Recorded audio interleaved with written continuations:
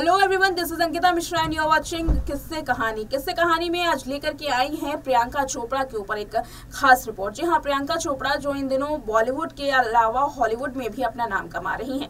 हाल में ही एक रिपोर्ट सामने आई थी, कहा यह जा रहा था कि प्रियंका चोपड़ा जल्द ही हिंदी फिल्मों में एक बार फिर से वापसी करेंगी और जी ले जरा के साथ साथ डॉन 3 में भी नजर आएंगी।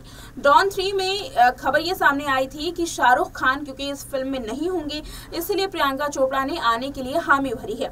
शाहरुख और प्रियंका का एक लंबे अरसे बाद 36 का आंकड़ा रहा है। रिलेशनशिप की खबरों के बीच में शाहरुख खान और प्रियंका ने एक साथ काम करना बंद कर दिया। यही वजह थी कि डॉन 3 में कहा जा रहा था कि शाहरुख के ना होने की वजह से ही प्रियंका ने इस फिल्म के लिए हामी भरी है।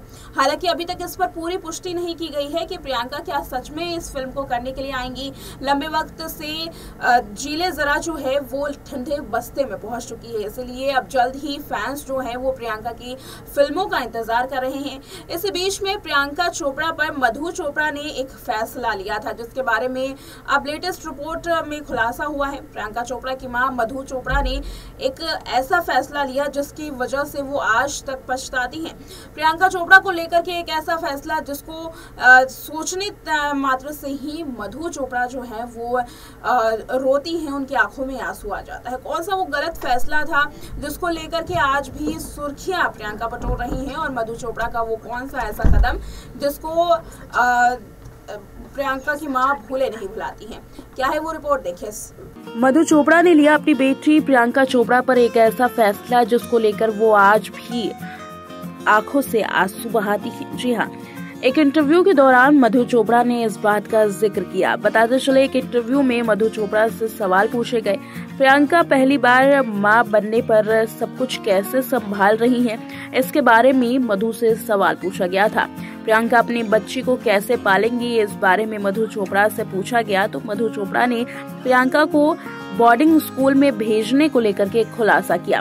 आपको बता दें कि मधु कहती हैं कि ये उनकी जिंदगी का सबसे गलत फैसला था।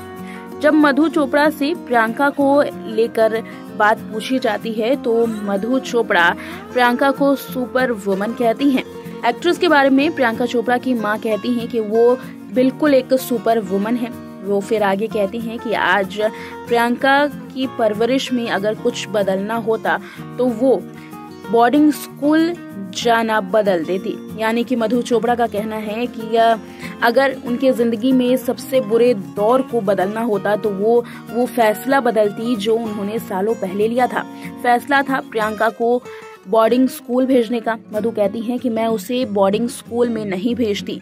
मैं अभी भी इसके बारे में सोचती हूँ तो मैं रोने लगती हूँ और मुझे आज भी दोषी महसूस होता है। मेरी गलती थी कि मैंने प्रियंका को बोर्डिंग स्कूल भेजा।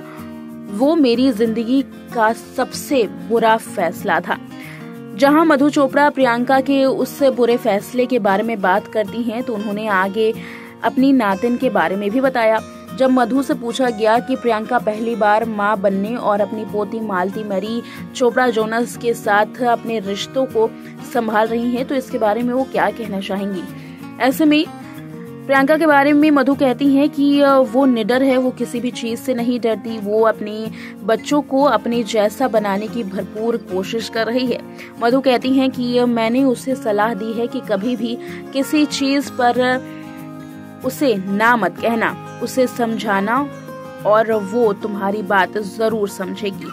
मालती के साथ तो मैं खुश रही हूँ, उसे गोद में उठाने की फीलिंग बिल्कुल भी अलग थी।